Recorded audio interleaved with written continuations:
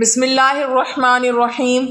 حابیل اور قابیل حضرت آدم علیہ السلام اور حضرت حوا علیہ السلام کی حقیقی بیٹے تھے، لیکن خدا کی قدرت کے دونوں بھائیوں کے مزاج، عادات و اطوار میں زمین و آسمان کا فرق تھا۔ بڑا بھائی قابیل مزاجاً غصے کا تیز، بد زبان اور فطرتاً برائی کی جانب راغب تھا۔ حسد، بغض، سرکشی، تکبر اور انتقام کا جذبہ اس کی سرشت میں شامل تھا اور اس کا ذریعہ معاش کھیتی باڑی تھا، جبکہ چھوٹا بھائی حابیل نیک سیرت، متقی، پرہیزگار، منکسر المزاج اور عاجز انسان تھا۔ وہ بھیڑ بکریاں چرایا کرتا تھا اور فارغ وقت اپنے والد کی خدمت میں گزارتا۔ قابیل شکل و صورت میں حابیل سے زیادہ خوبصورت تھا، جبکہ حابیل واجبی خدوخال کا مالک لیکن اپنے بڑے بھائی قابیل کے مقابلے میں زیادہ قوی و طاقتور تھا۔ ویسے تو والدین کو اپنے تمام بچے پیارے ہوتے ہیں اور وہ سب ہی سے محبت کرتے ہیں، لیکن حابیل کے مکارم اخلاق، نیک سیرت، فرما برداری اور دیگر خصوصیات کی بنا پر حضرت آدم علیہ السلام چھوٹے بیٹے کو زیادہ پسند فرمایا کرتے اور اسے اپنا جانشین مقرر کرنا چاہتے تھے، جبکہ قابیل کی عادات بد کی وجہ سے اس کے متعلق متفکر رہتے اور اس کی اصلاح کی کوششیں بھی کرتے تھے۔ قرآن کریم نے حضرت آدم علیہ السلام کے ان دونوں صاحبزادوں کے نام لے کر مخاطب نہیں کیا، البتہ تورات میں ان کے نام حابیل و قابیل بیان کیے گئے ہیں۔ ان کے واقعے سے متعلق حافظ حدیث علامہ عماد الدین ابن کثیر نے سند کے ساتھ ایک روایت نقل کی ہے جو حضرت عبداللہ بن مسعود رضی اللہ تعالیٰ عنہ اور بعض دوسرے صحابہ سے منقول ہے کہ جب حضرت آدم علیہ السلام اور حضرت اماں حوا علیہ السلام دنیا میں تشریف لائے اور توالد و تناسل کا سلسلہ شروع ہوا تو ان کی نسل میں اضافے کے لیے ہر ایک حمل سے ان کے دو بچے توام یعنی جڑواں پیدا ہوتے، ایک لڑکا اور دوسری لڑکی۔ بہن بھائی ہونے کی وجہ سے ان کا آپس میں نکاح حرام تھا، چنانچہ اللہ تعالیٰ نے اس وقت کی ضرورت کے لحاظ سے شریعت آدم علیہ السلام میں یہ خصوصی حکم جاری فرما دیا تھا کہ حضرت حوا علیہ السلام سے توام پیدا ہونے والے لڑکے اور لڑکی کا عقد دوسرے وقت میں پیدا ہونے والے توام بچوں سے کر دینا جائز ہے۔ اسی حکم کے مطابق قابیل اور حابیل کی شادی ہونا تھی۔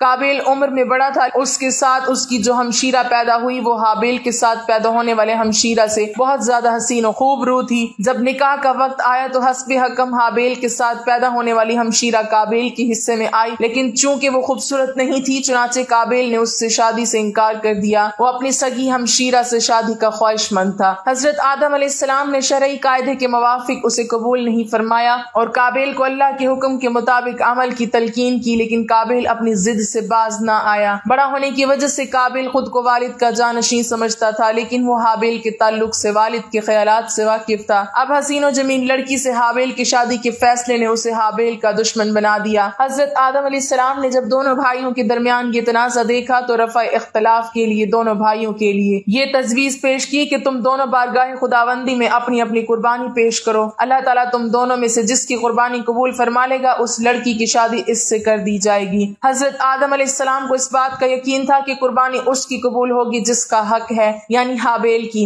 اس زمانے میں قربانی قبول ہونے کی ایک واضح اور کھلی علامت یہ ہوتی تھی کہ آسمان سے ایک آگ آتی اور قربانی کو کھا جاتی، اور جس قربانی کو آگ نہ کھائے تو اس کے معنی یہ ہوتے کہ وہ قربانی اللہ کے حضور قبول نہیں ہوئی۔ قرآن کریم میں اللہ تعالیٰ نے حضرت آدم علیہ السلام کے دونوں بیٹوں کا قصہ قیامت تک آنے والی نسلوں کے لیے عبرت اور نصیحت کے طور پر پیش کیا ہے۔ اللہ تعالیٰ اپنے محبوب رسول صلی اللہ علیہ وسلم اور نبی آخر الزماں کو مخاطب کرتے ہوئے فرماتا ہے، اے محمد آپ ان کو آدم علیہ السلام کے دونوں بیٹوں کے حالات بالکل صحیح پڑھ کر سنا دیں۔ جب ان دونوں نے نذرانہ پیش کیا تو ایک کی نیاز تو قبول ہو گئی اور دوسرے کی قبول نہیں ہوئی، تو وہ قابیل کہنے لگا کہ میں تجھے قتل کر دوں گا۔ اس حابیل نے کہا کہ اللہ پرہیزگار ہی کی نظر قبول فرمایا کرتا ہے، اگر تو مجھے قتل کرنے کے لیے مجھ پر ہاتھ چلائے گا تو میں تیرے قتل کی طرف ہرگز ہاتھ نہیں بڑھاؤں گا۔ مجھے تو اللہ رب العالمین سے ڈر لگتا ہے، میں تو چاہتا ہوں کہ تو میرا گناہ اور اپنے گناہ دونوں اپنے سر رکھ لے، پھر دوزخیوں میں شامل ہو جا۔ ظالموں کا یہی بدلہ ہے۔ پس اسے اس کے نفس نے اپنے بھائی کے قتل پر آمادہ کر دیا اور اس نے اسے قتل کر ڈالا اور خسارہ اٹھانے والوں میں سے ہو گیا۔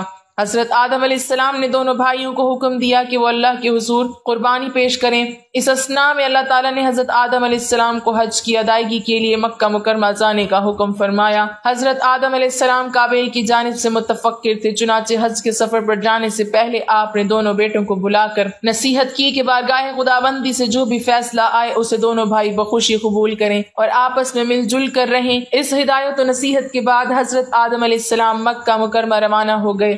काबिल बाप की नसीहत की वजह से कुर्बानी देने पर आमादा हुआ था। चुनाचे दोनों ने कुर्बानी पेश की। हाबिल बकरियों वाले थे, चुनाचे उन्होंने एक निहायत उम्दा, खूबसूरत और फरबा बकरी राह खुदा में कुर्बानी के लिए पेश की। काबिल खेती बाड़ी करता था, लिहाजा उसने फजूल और रद्दी फसल का एक गट्ठा कुर्बानी में दिया। अल्लाह ने हाबिल की कुर्बानी कबूल फरमाई, मगर काबिल की कबूल नहीं हुई। उस जमाने में कुर्बानी की कबूलियत की अलामत यह होती थी कि आसमान से एक शोला नीचे उतरता और वो कुर्बानी के लिए पेश की गई शय को जलाकर भस्म कर देता। उसका मतलब ये था कि अल्लाह ने कुर्बानी कबूल फरमा ली। ये देख कर काबिल गजबनाक हो गया और हसद की आग में जल कर बोला, मैं तुझे जान से मार डालूंगा। हाबिल ने कहा, भाईजान इसमें मेरा क्या कसूर है? ये तो अल्लाह ताला का कायदा है कि वो सिर्फ अपने मुत्तकी बंदों की कुर्बानी कबूल फरमाता है। अगर आप मुझे कत्ल करने के लिए अपना हाथ जलाएंगे तब भी मैं आपको कत्ल करने के लिए अपना हाथ नहीं जलाऊंगा, क्योंकि मुझे तमाम जहानों के परवरदिगार अल्लाह ताला का खौफ है।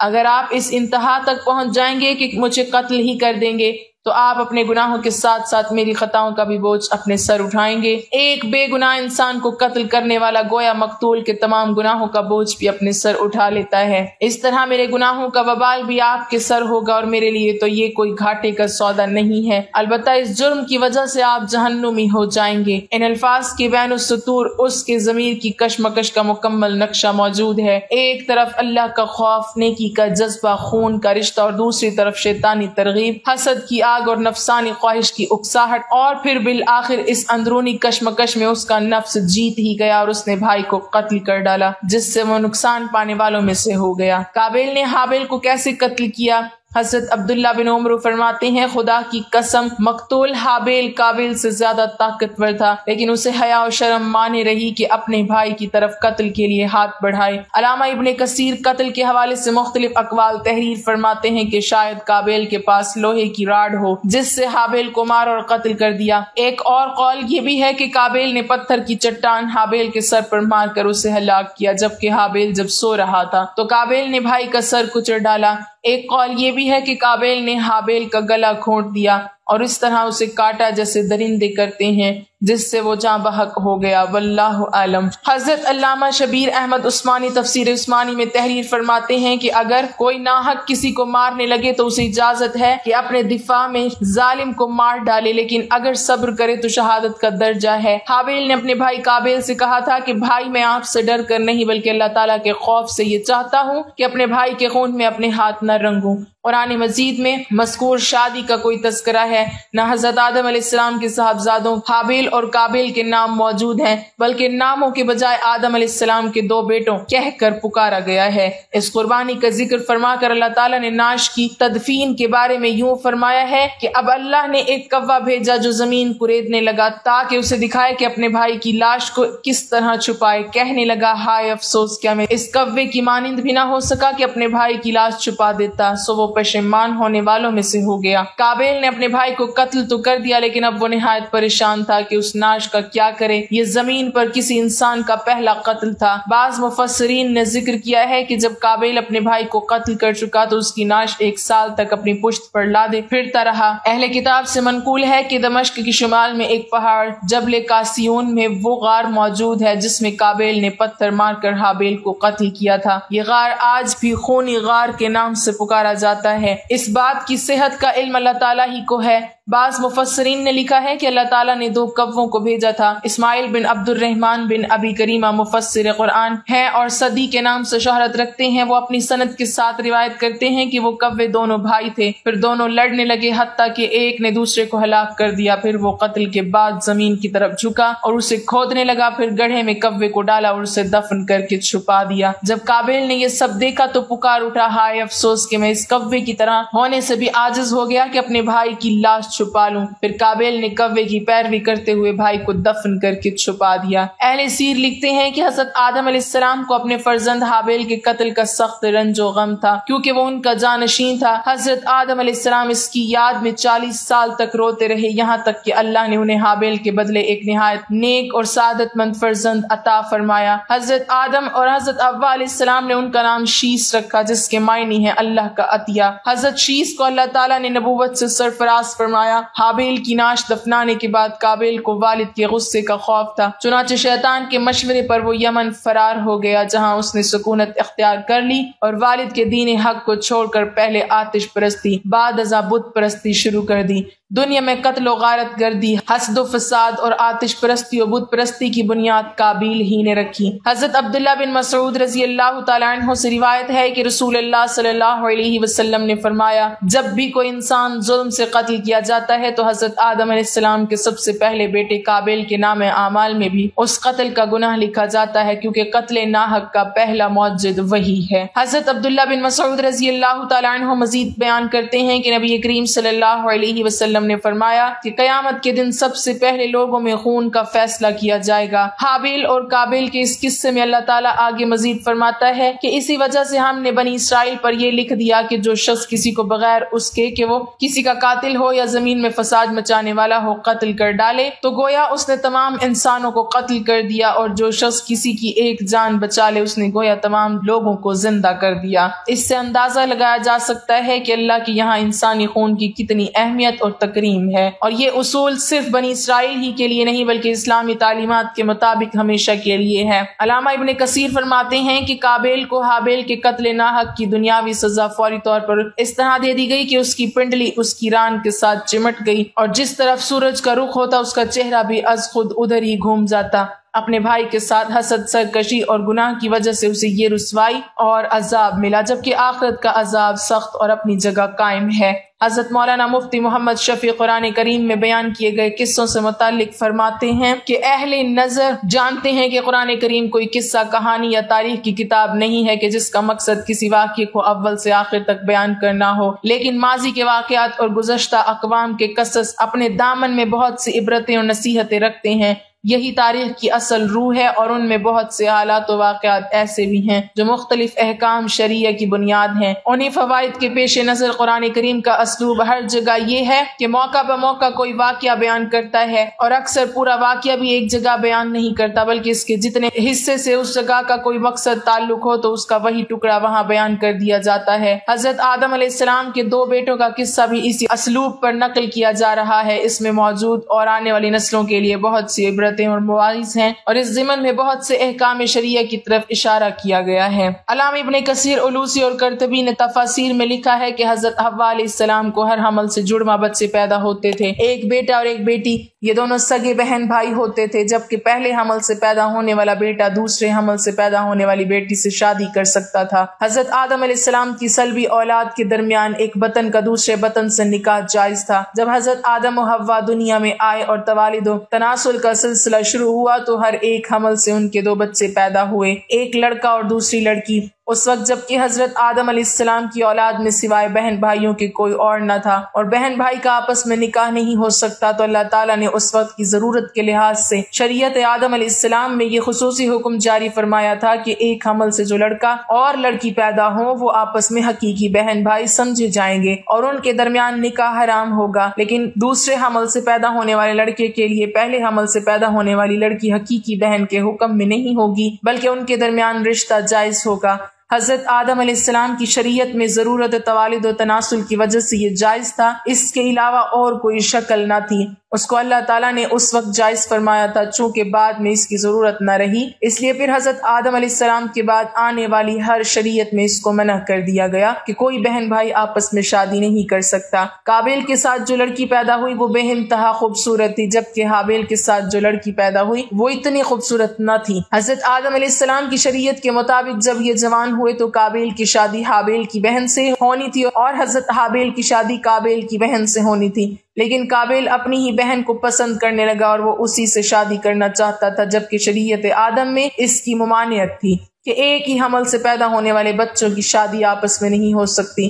لہٰذا جب یہ صورتحال زیادہ بگڑ گئی تو حضرت آدم علیہ السلام نے ان دونوں کو اللہ کی راہ میں قربانی پیش کرنے کو کہا اور بتایا کہ جس کی قربانی کو آسمان سے آگ آ کر کھا جائے تو سمجھنا کہ اس کی قربانی قبول ہو گئی۔ قابیل کھیتی باڑی کا کام کرتا تھا، حضرت حابیل علیہ السلام بکریاں چرایا کرتے تھے۔ حضرت حابیل علیہ السلام نے اللہ تعالیٰ کے سامنے ایک بکری کا بچہ پیش کیا اور قابیل نے بھی اللہ تعالیٰ کی بارگاہ میں قربانی رکھ دی، چنانچہ حضرت حابیل کی قربانی قبول ہو گئی۔ ایک دن قابیل نے غصے میں آ کر حضرت حابیل علیہ السلام کو پتھر مار کر قتل کر دیا۔ پھر شیطان قابیل کے پاس آیا اور اس کو گھر سے بھاگنے کے لیے کہا۔ شیطان کہنے لگا اگر تم یہاں رہو گے تو تمہیں تمہارا باپ مار ڈالے گا۔ بس اسی قتل کے ڈر سے قابیل اپنی سگی بہن اقلیمہ کو لے کر یمن کی پہاڑیوں میں جا بسا۔ اصل میں شیطان کو یہ ڈر تھا کہ کہیں قابیل توبہ کر کے حضرت آدم علیہ السلام کا تابعدار بیٹا نہ بن جائے۔ پہاڑیوں میں جا کر نسل قابیل خوب بڑھنے لگی اور وہاں اس کی کثیر اولاد ہوئی۔ قابیل اور اس کی اولاد نے ہی سب سے پہلے آتش پرستی اور پھر شیطان کے بہکاوے میں آ کر بت پرستی شروع کر دی۔ دنیا میں قتل و غارت، حسد و فساد اور بت پرستی کی بنیاد قابیل ہی نے رکھی۔ حضرت عبداللہ بن مسعود رضی اللہ تعالیٰ عنہ سے روایت ہے کہ حضور نبی اکرم صلی اللہ علیہ وسلم نے فرمایا دنیا میں جب بھی کوئی ظلم سے قتل ہوتا ہے تو اس کا ایک گناہ حضرت آدم علیہ السلام کے بیٹے قابیل کی گردن پر ضرور ہوتا ہے، اس لیے کہ یہ وہ شخص ہے جس نے ظالمانہ قتل کی ابتدا کی اور یہ ناپاک طریقہ جاری کیا۔ اس دن کے بعد حضرت آدم علیہ السلام مسلسل پریشان رہنے لگے۔ حضرت آدم علیہ السلام اللہ تعالیٰ کی بارگاہ میں دعا کرتے تھے یا اللہ تعالیٰ مجھے نیک اولاد عطا فرما۔ اللہ تعالیٰ نے حضرت آدم علیہ السلام کی دعا قبول فرماتے ہوئے حضرت آدم علیہ السلام کو ایک لڑکا عطا فرمایا جس کا نام حضرت شیس علیہ السلام تھا۔ حضرت شیس علیہ السلام جوان ہوئے تو حضرت آدم علیہ السلام نے اپنا جانشین حضرت شیس علیہ السلام کو مقرر کر دیا۔ ان کو حکم دیتے ہوئے کہا کہ اپنے بھائی قابیل سے ہمیشہ دور رہنا۔ جب حضرت آدم علیہ السلام کا وصال ہوا تو اللہ تعالیٰ کی طرف سے بے شمار فرشتے زمین پر نازل ہوئے۔ انہوں نے حضرت شیس علیہ السلام کو اپنے باپ کو دفن کرنے کا طریقہ بتایا۔ اس کے بعد حضرت حوا کا بھی وصال ہو گیا۔ اس کے بعد زنا کی شروعات ہوئی۔ اس کے بعد ایک وادی میں قابیل اور اس کی اولاد رہنے لگی۔ شیطان ایک آدمی کی شکل میں ان کے پاس آتا۔ شیطان نے ان دونوں کو عیش و عشرت میں لگا دیا۔ شیطان نے ان کو ایسے ایسے کپڑے اور گانے بجانے کے طریقے سکھائے کہ وہ کبھی بھی ان کو نہ بھول سکے۔ انہوں نے ایک دن میلے کے لیے مقرر کیا جس پر وہ برہنہ عورتیں اور مرد اکٹھے شرکت کرتے۔